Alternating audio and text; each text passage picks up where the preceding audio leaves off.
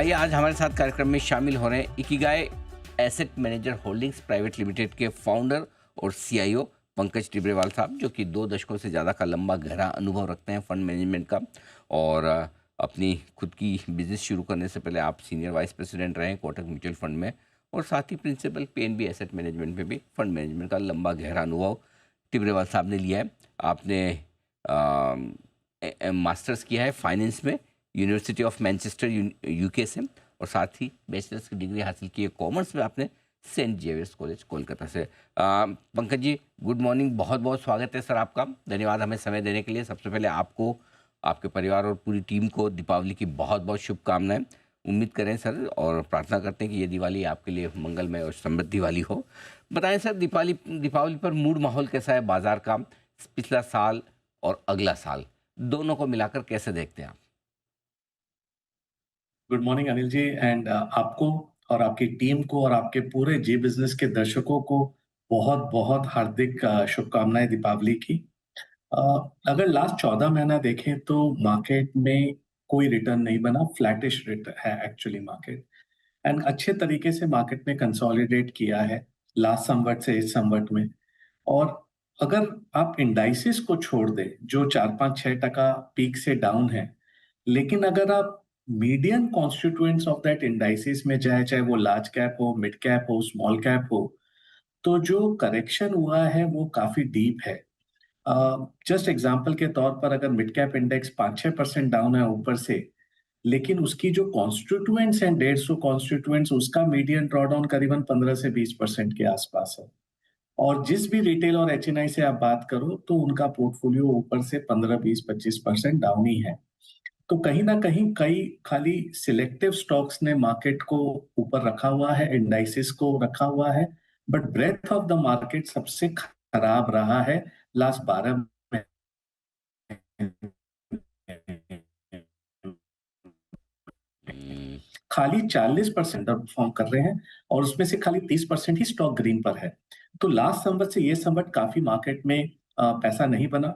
Equity market में commodity, चांदी, सोने पर बहुत पैसा बना है लोगों का। तो ओवरऑल पोर्टफोलियो ओके है, बट यहां से हमें लगता है कि फ्रंट लोड करने का टाइम आ गया है अपने इक्विटी इन्वेस्टमेंट को।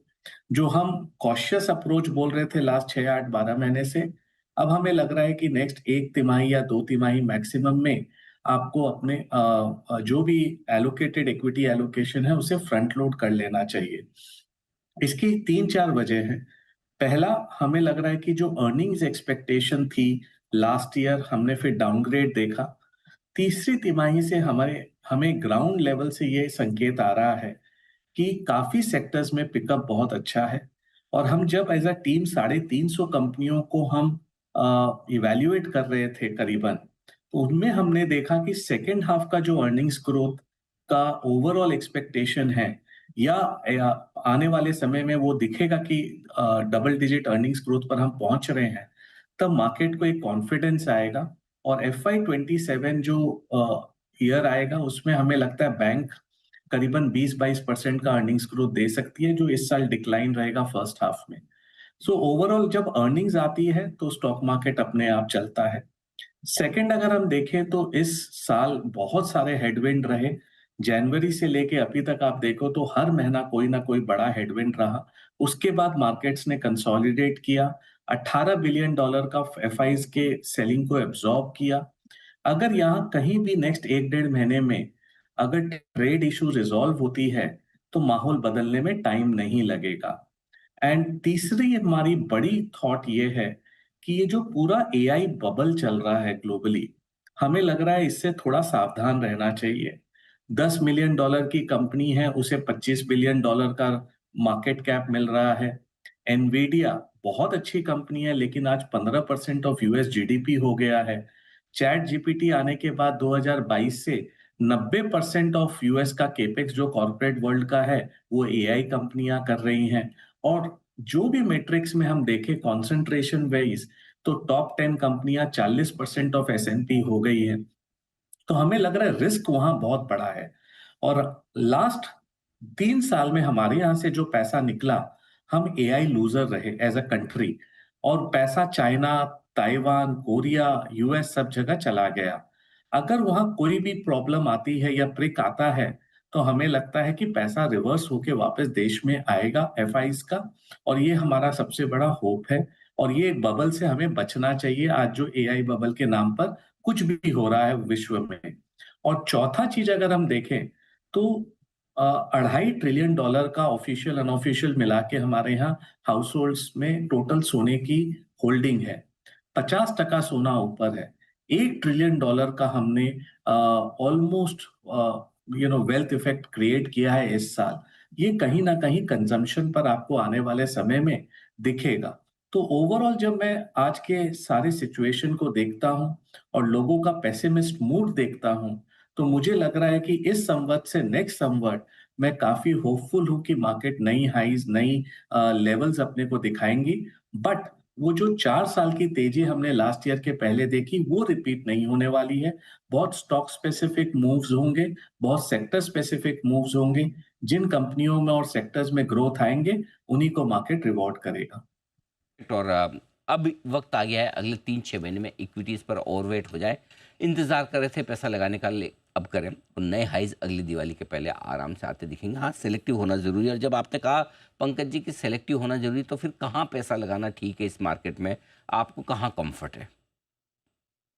तो अनिल जी, एक बात तो तय है कि जो सेक्टर्स और कंपनियां हमें 4-5 ट्रिलियन डॉलर की मार्केट कैप पर लेके आई और इकोनॉमी पर लेके आई, यहाँ से जो 10 ट्रिलियन डॉलर की जर्नी होगी, वो बहुत अलग होने वाली है।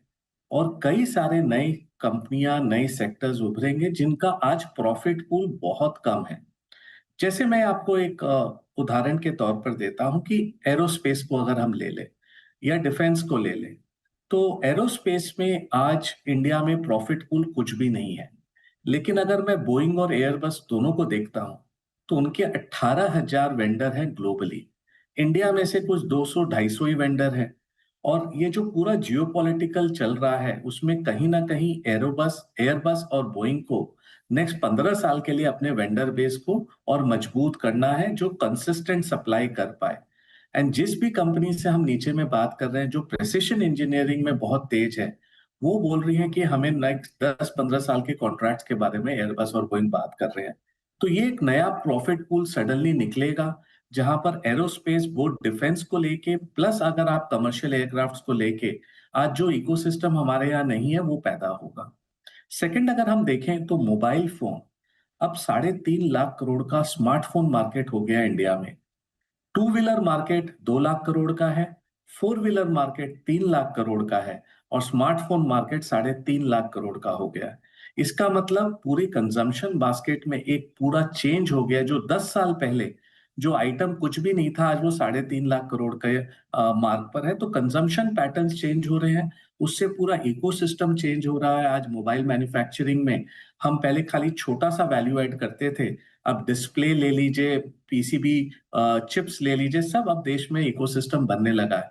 तो ये पूरा इकोसिस्टम रिवाइव जब हो रहा है, तो इसके अंदर आप देखोगे बहुत सारे अपॉर्चुनिटीज मिलेंगे। थर्ड अगर हम देखें तो पूरी जो केमिकल का बेस है, उसके अंदर आज हम एक छोटे से अंक हैं, 3% मार्केट शेयर भी नहीं है। और ग्लोबली जो हम रिटोरिक देख रहे हैं कि हर कंपनी अपने आप को डाइवर्सिफाई करने की फार्मा और केमिकल्स में कोशिश कर रहा है। तो ये केमिकल स्पेस भी हमें लगता है कि नेक्स्ट 3-4-5 साल एक बड़ा प्रॉफिट पूल बनेगा। Plus non banking financials, banking, lending और कैपिटल मार्केट्स वाले जो प्लेस हैं, वो भी काफी अच्छे लग रहे हैं। और कंज्यूमर डिस्क्रेशनरी जो लास्ट 4-5 साल से मरा हुआ था, हमें लग रहा है कि गवर्नमेंट का पूरा प्रयास है इस बार कंजम्पशन को रिवाइव करने का। और ऑटो में हम ऑलरेडी देख रहे हैं, तो हमें ऑटो और ऑटो एंसिलरी स्पेशली काफी तेजी लग रही है। नेक्स्ट 2 साल के हिसाब से एक ऑटो साइकिल रिवाइव हो रहा है, और इस रिवाइवल को ना भूलें। और साथ में हम कंज्यूमर डिस्क्रेशनरी में, चाहे वो क्यूएसआर हो, फुटवेयर हो, तो वो सभी काफी चीजें अच्छी लग रही है।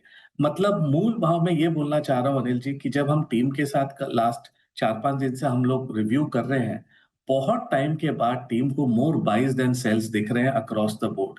और लग रहा है कि नेक्स्ट 2 साल में अगर अब 20-22% की अर्निंग ग्रोथ कंपनी को ठीक से पकड़ पाए, सीएजीआर वाली को, तो पोर्टफोलियो रिटर्न ऑटोमेटिकली दिख जाएगा। थीम्स आपने बताई जहाँ पर बढ़िया पैसा बन भी सकता है इस दिवाली पर, लेकिन एक और एसेट क्लास है जिस पर आपसे राय लेना चाहता हूँ, गोल्ड और सिल्वर। लोगों को लग रहा है कि उसमें पैसा बनाना मिस कर दिया और अब सबको फोमो हो रहा है।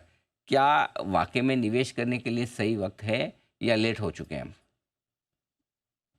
तो अनिल जी, अगर आप देखें तो 6-8 महीने से हम अपने हर मार्केट प्रेजेंटेशन में ये बोल रहे थे कि गोल्ड और सिल्वर का एलोकेशन आप रखो।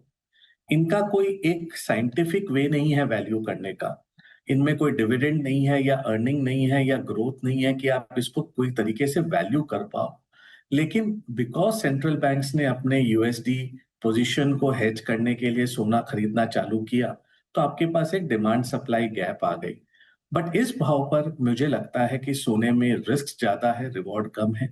जियोपॉलिटिकल इश्यूज़ के कारण आपने देखा फ्लो बहुत ज़्यादा आया ईटीएफ में, तो उसके कारण सोने में डिमांड सप्लाई का गैप रहा। और चांदी में भी ये सेम चीज़ आपने फ़ॉलो अप होता हुआ देखा। बट आज के दिन इस स्ट्रॉन्ग रैली के बाद हमें लगता है कि थोड़ा मुनाफ़ा घर ले जाना चाहिए। इसमें लालच ज़्यादा नहीं करना चाहिए। अब लोग बोल रहे हैं ये चांदी 2 लाख का 3 लाख हो जाएगा, 2.5 लाख हो जाएगा, वो बोलना मुश्किल है, बट कहीं न कहीं इस समय डिमांड डिस्ट्रक्शन ये भाव पर बहुत ज़ोर है। आप किसी से भी बात करिए जो शादी करने की सोच रहा है अपने बेटे या बेटे की, या हर दिवाली में जाके शगुन का कुछ लेके आता है, इस बार क्लियरली बोल रहा है कि उसका भाव बढ़ने के कारण काफ़ी कंज़म्पशन कम होगा या हम लोग दूसरे चीज़ें पर पोस्टपोन करेंगे। और प्लस स्टोर ऑफ वैल्यू है गोल्ड, उसका कोई एक्चुअल यूसेज तो है नहीं। तो आप जितने दिन स्टोर ऑफ वैल्यू को कॉन्फिडेंट लेके चलो, वो मार्केट डिमांड सप्लाई पर है, बट यहाँ पर रिस्क ज़्यादा है। आई वोंट सजेस्ट कि कोई भी निवेशक आपके यहाँ पर कैरिड अवे होने चाहिए। थोड़ा मुनाफ़ा बनता है यहाँ पर after a 50-70% kind of a rally, और यहाँ पर ज़्यादा आप लालच ना करें, नहीं तो एक गिरावट में, और सोने और चांदी में गिरावट भी बहुत तेज़ आती है, वो आप साफ हो जाओगे। उतना ही काम करना जितना आपका चादर आपके पैर को समेट पाए, अदरवाइज़ तकलीफ आ जाएगी, क्योंकि काफ़ी लोग अब मैं देख रहा हूँ, अब एमसीएक्स में जाके ऑप्शन फ्यूचर में सट्टा कर रहे हैं, वो नहीं करना चाहिए। फिलहाल सोने चांदी में अगर आपने निवेश किया तो करें मुनाफा वसूली, फ्रेश खरीदारी तो बिल्कुल भी ना करें। इक्विटी में अब पैसा लगाने का वक्त है इस दिवाली, ताकि आने वाली दिवाली तक आपके लिए बढ़िया कमाई हो सके। ये राय है पंकज टिब्रेवाल साहब की। सर बहुत बहुत धन्यवाद आपका समय देने के लिए और विस्तार से थैंक यू अनिल जी। बताया।